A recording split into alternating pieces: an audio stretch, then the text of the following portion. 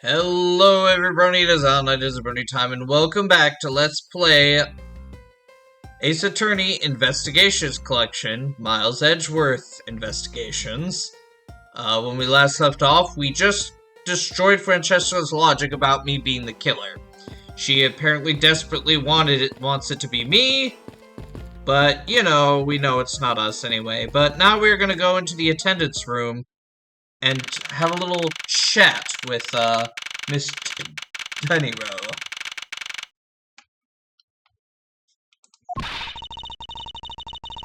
So, you're the ones that poked around inside this plane without the captain's permission. Devastating from the flight attendant's manual is very unbecoming, you know. What were you hoping to accomplish by doing that? Miss Tennyrow? Ah, Mr. Edgeworth, you're here too. Can you please help us and shed some light on why you did what you did? Alright.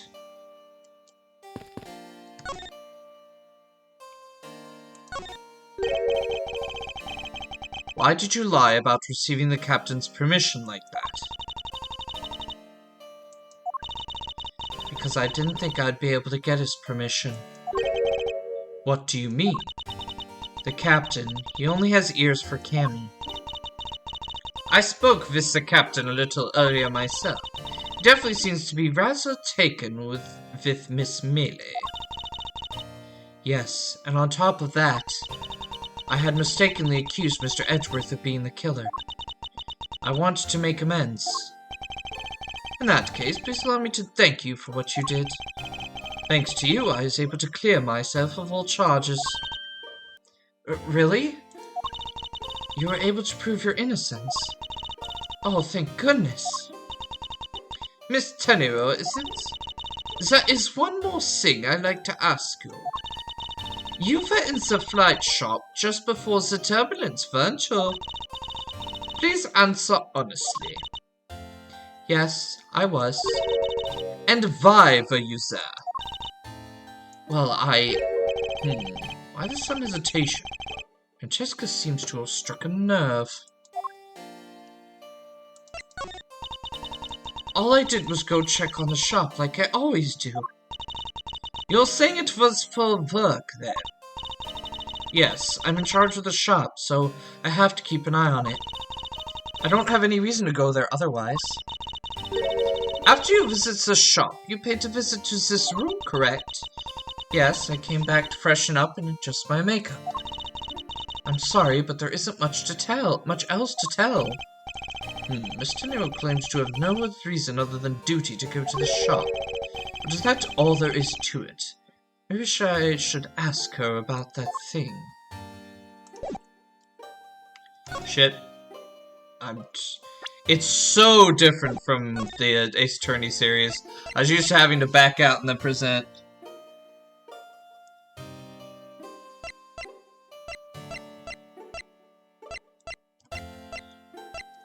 Oh, it's on the next page. If you could please take a look at this for me, Miss Tennyrow. Oh, that suitcase! Yes, about this suitcase. You're the one who designed it, correct? And I think I figured something else out. And I think I found...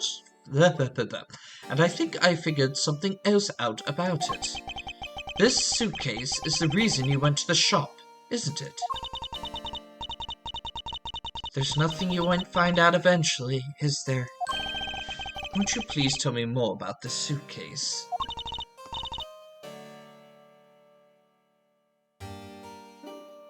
Yes, well, I was interested in seeing how the suitcases I had designed were selling. I know that as a service professional, I'm not supposed to care.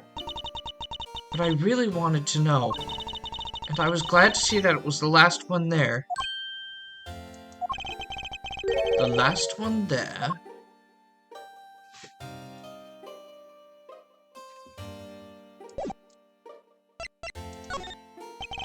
So you're saying, Miss Tennyrow, that the suitcase in question was the last one? Yes, they're just so popular, they're practically flying off the shelves. That's not exactly the impression I got. The one in the shop is most definitely the last one. Well, we're currently looking at that suitcase. Really? And I guess we sold all of them. Thank you very much for taking the last one. I didn't say anything about buying it. Didn't say you'll buy it. I'm sorry, I can't. But why? I think it'd go great with your complexion, Mr. Edgeworth. It really suits you. I guarantee it personally as a service professional. Well, that is... How should I put this? It's hideous. Maybe that was a bit too direct. Moving on. My issue with the suitcases isn't the design. It's a number of them remaining. Remaining? There were 2 suitcases in the in-flight shop when I investigated it. 2? But that's impossible. I'm sure there was only 1. Looks like a story entered quite the contradiction. When I left the shop, I'm positive there was only 1 suitcase left. Something is amiss here. What could be the meaning of this inconsistency? By the way, Miss Tenero, what is one of those suitcases doing here? That's... I thought you said there was only 1 left. That one is, it's mine. I've used it for a very long time now. She's used it for a long time. I think not. Miss Tenero, I'd appreciate it if you wouldn't lie to me. Excuse me? I don't believe for even 1 second that you've used this for a very long time. What proves that this hasn't been used for nearly as long as Miss Tenero says? It's the price tag. Take that! Tell me, Miss Tenero, is it also your habit to keep the price tag pristine on your suitcase? What is the meaning of this? Why would you lie about the suitcase? Despite having faith in a design sense, the sales numbers made her cry bitter tears. The truth is becoming increasingly clear to me. Miss Tenero, I think I understand. I know what you are trying to hide. Now then, this suitcase was originally in... Seeing as how the price tag is still in the suitcase, one can only assume it was put on the floor for sale in the shop. And the person who bought this suitcase was... Take that! It was you, wasn't it, Miss Tenero? I hate to say this, but this suitcase that you designed... It hasn't sold very well, has it? You saw how poorly this design that you poured your heart into was selling, and were deeply hurt. That's why you wanted to make it look like it was selling by buying it yourself. Isn't that right? Then, it's the reason you went to the shop and came back here was... I'm sorry. Alright. All I really have is my job. I was overjoyed when my design was chosen. I thought that maybe I'd finally accomplished something. The suitcase didn't sell. It's because of the design, isn't it? All because, as you put it, hideous. I can't say they chose a great place in which to sell them either. They weren't selling a single one. They were just sitting there collecting dust. I felt so bad seeing them day in and day out. So I decided to buy one for every flight I worked. You buy one every single time you work a flight? I see. So in order to keep a resolution, you went and bought one today as well. Yes, and here's my receipt for that purchase. This receipt is clearly timestamped 5:40 AM. The truth is, there's still a bunch of them left unsold. They're planning to scrap the remaining ones at the end of this flight. Miss Tenero, where are those other suitcases? They should all be down in the cargo hold. Since the suitcase the killer used could very well have come from the cargo hold. Mr. Edgeworth, you didn't think that the killer used one of my suitcases too? Yes, I do. The killer used one of your beloved suitcases to move the victim's body. they?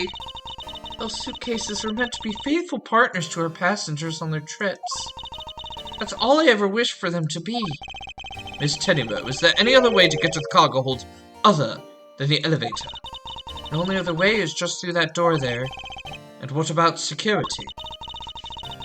That door has no special lock installed because just to enter this room, you need a special keycard that only crew members have access to. Which means that the culprit is someone who can enter this room, limiting the passengers and leaving only crew members as potential suspects. I can't believe it. Yes, Francesca? Going on the wild goose chase. You're a disgrace to the Rancama name. And what do you mean by that? The suitcase came from the cargo hold. That fact alone tells the whole story. Yes, which is why I said the culprit must be a crew member who used their keycard. Miles Edgeworth. You're proposing that the killer rode the elevator from the cargo hold, correct? Yes, that's the only realistic possibility. The other attendant, Miss Melee, I asked her earlier, and she had this to say. I just got information out of Miss Melee. In order to make the elevator go down to the cargo hold, a different keycard is required. A different one? Yes, and the only person who holds that particular card is you, Miss Rhoda Tenor, and only you. What? Is this true, Miss Tenero? Yes, I keep that key card in my locker at all times. Could you please show us that card right now? Yes, hold on.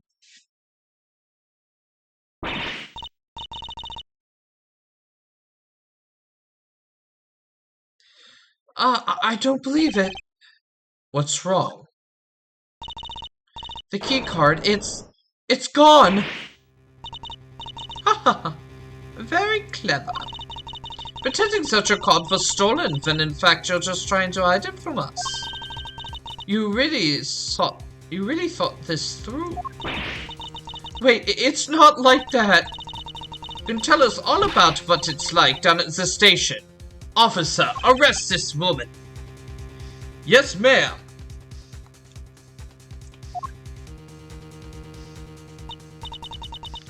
Mr. Edgeworth.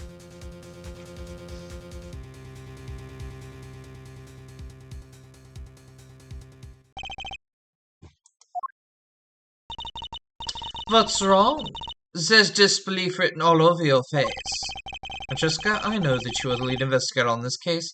However... Hold it! Don't even think about wasting any more of my time! You know the rules as well as I do. Evidence speaks louder than words. Even if this isn't a courtroom, that basic tenet still applies.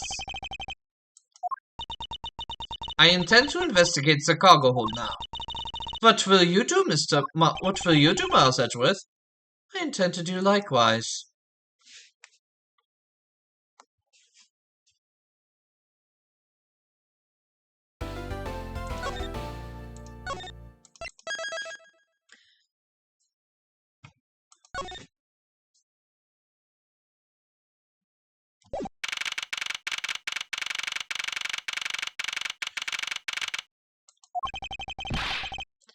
Wow, so this is the cargo hold, huh? It's so big!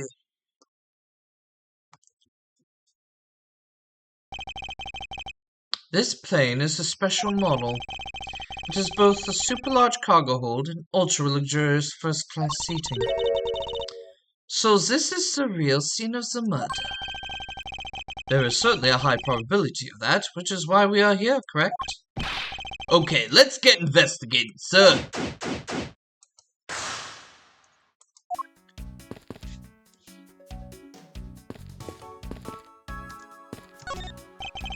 Holy suitcases, Mr. Edgeworth!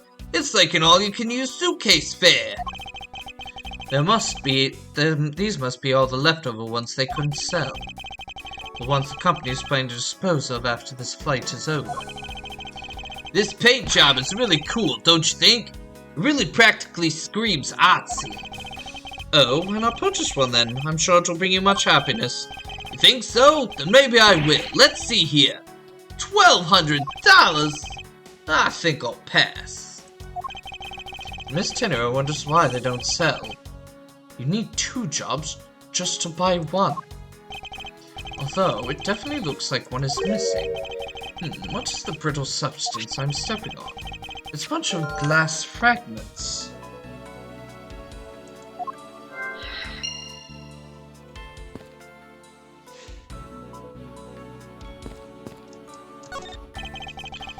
Hey, what's with the suitcase, pal? It's what the victim checked in, sir. So the suitcase belonged to Mr. Hicks. I don't think you'd mind if we take a closer look. There's something out of the ordinary in here, sir. Wait, a file? There's a photo of Miss Montcalm in it, sir. Looks like a profile on Francesca. Why would Mr. Hicks have had a file on her? Is this why she's here?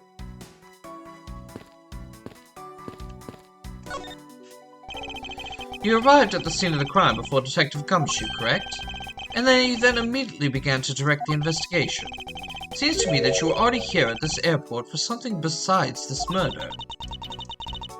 Yes, I was. I've been following a very large and involved governmental-level international crime. But it's much too large for one person to take on alone. So it was decided that I should form a joint investigation with Interpol. Interpol is involved. It's a top-secret operation, so I really can't tell you any more than I already have.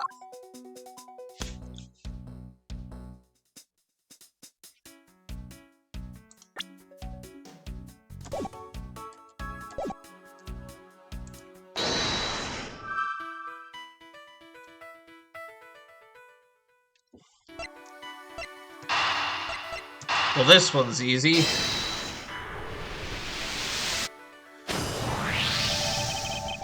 I think we can safely conclude that these fragments are from a pair of glasses.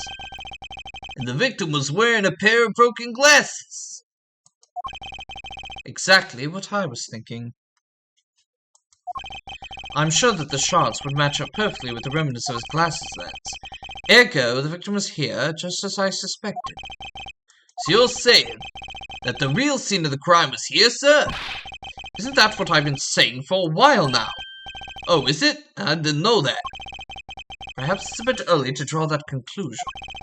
However, I believe that the probability has just skyrocketed considerably. All that's left is to find the murder weapon.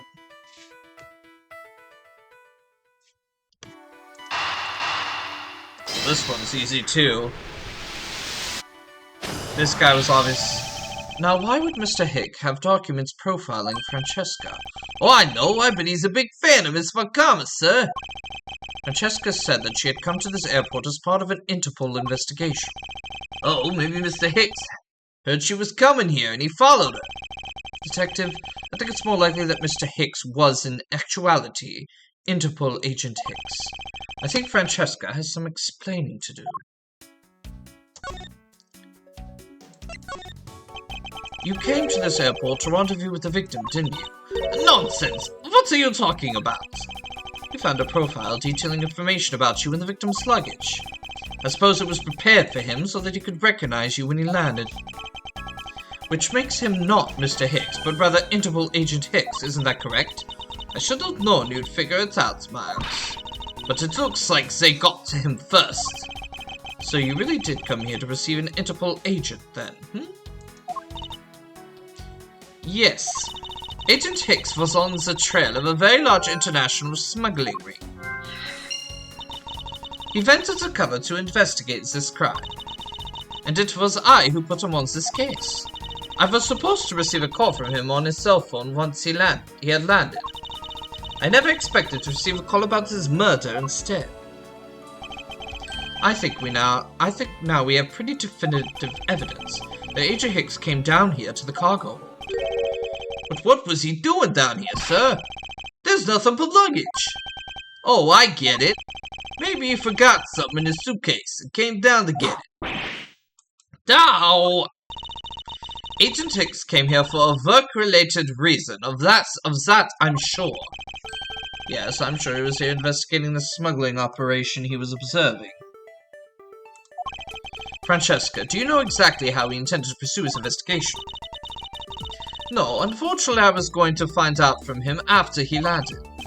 I see, but this raises another question. A normal passenger can't access the cargo hold on their own. Hitchhick must have identified himself to a member of the crew, and entered the cargo hold with that person who then let him in. Yes, and then he was murdered here. Those glass fragments and his broken glasses are a testament to that, and then the killer put Agent Hicks into one of the square suitcases and they entered the elevator, but while they were riding it up, the plane hit that patch of turbulence. Because of the intense shaking, the suitcase popped open and Agent Hicks' body flew out. At the same time, his wallet fell out of his pocket, spilling its contents everywhere. It explains why there was money scattered all over the elevator floor.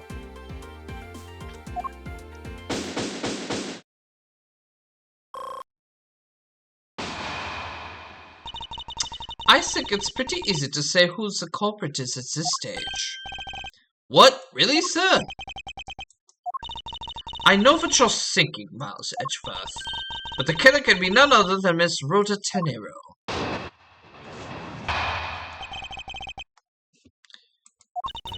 If it was a crew member, any of them could have shown Agent Hicks to the cargo hold. But the point to keep in mind is that the key card allows the elevator to come down here. The only person with such high-level access is Miss Rhoda Tenero. I'd say that's a pretty decisive piece of information, wouldn't you? It could have easily been taken, though. I know what she's trying to say, but I'm not certain it's as simple as that. You have to observe it from all angles. You can't just go from your first assumption.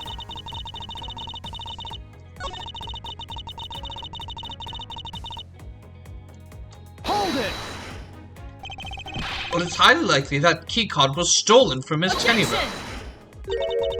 It's highly likely. Is that possibility the best you can come up with? Do you call yourself a disciple of my father? Yes, well, I don't have any evidence. Be quiet. You're a disgrace. There's more evidence points to Miss Rhoda Tenero, you know. It's not just the keycards that gives her away. You're talking about the murder weapon, the Captain Ugo piggy bank. Yes, she is the only person with the key to open that display case. Wait a second.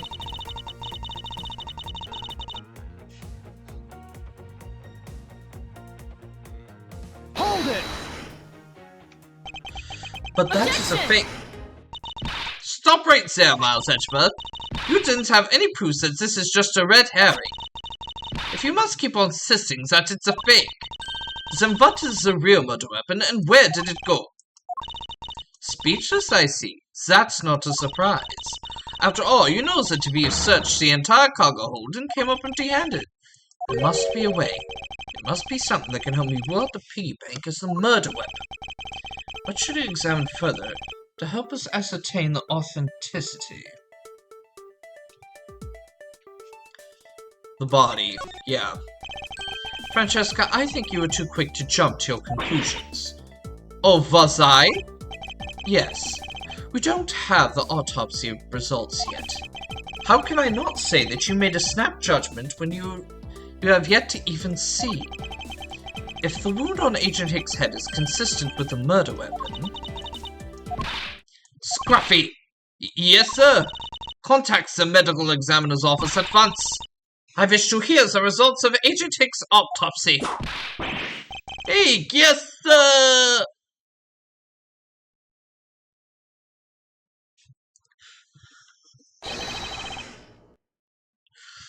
We've got a big problem, Mr. Edgeworth, sir. What is it, detective? They're still doing the autopsy, but they said they already know this one thing for sure. Reports. Now.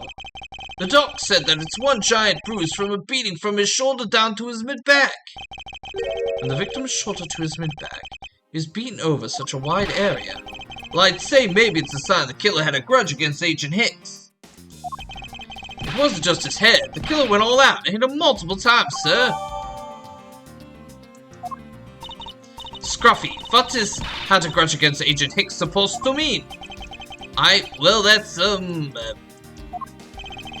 Was the wound on the victim's head consistent with the murder weapon detected? Oh, well, they said they were still looking into that, sir. You're completely useless. Yow! Sir, I told you already, you can't go down there. No, you remove yourself from my way. What is all that racket? Oh, God. My luggage, my cargo, they're mine, and I demand you return them to me. We're still investigating the cargo hold. Please understand to have a little patience.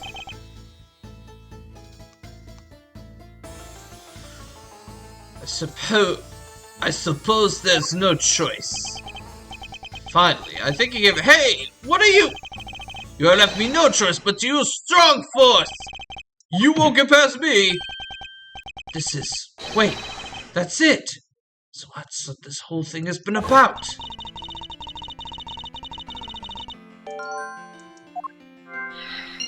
Oh, sorry. That's what this whole thing has been about.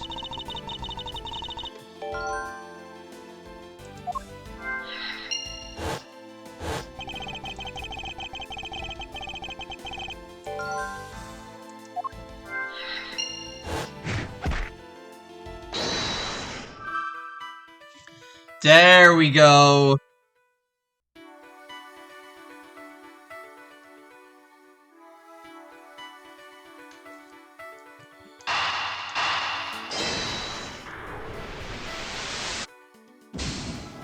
Whoops. I'm dumb.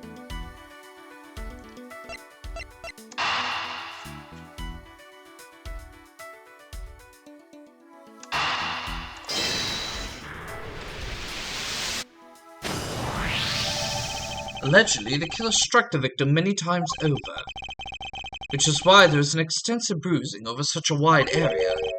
But is that really the correct conclusion to draw from the evidence? The bruise from his shoulder to the middle of his back is one continuous mark, which is more suggestive of a single blow to the back. If that's the case, then the piggy bank is much too small to have caused that. Therefore, the murder weapon must be something far bigger.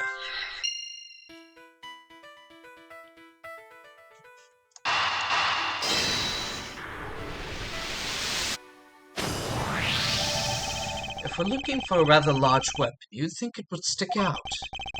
So far, we haven't found anything that resembles a weapon of any sort. Perhaps, just perhaps, it's something we all overlooked from the beginning. Because normally, it's too impossibly big to be taken into consideration. Well, what was all that about? Is he trying to jump his way down here? Francesca! What? What do you want? I found it, Francesca. I found the real murder weapon. You did? He really jumped! We didn't realize it until now, but the answer has been right in front of us this whole time. He might be hurt. We should go check up on him, sirs. There's that pompous attitude of yours again. You should learn to drop that habit. This coming from a prosecutor with a habit of whipping everyone she comes across. Anyway, if you really are prosecutors, then you'll back yourself up with evidence. You two aren't listening at all, are you? Come on, then. Show me this real murder weapon you speak of.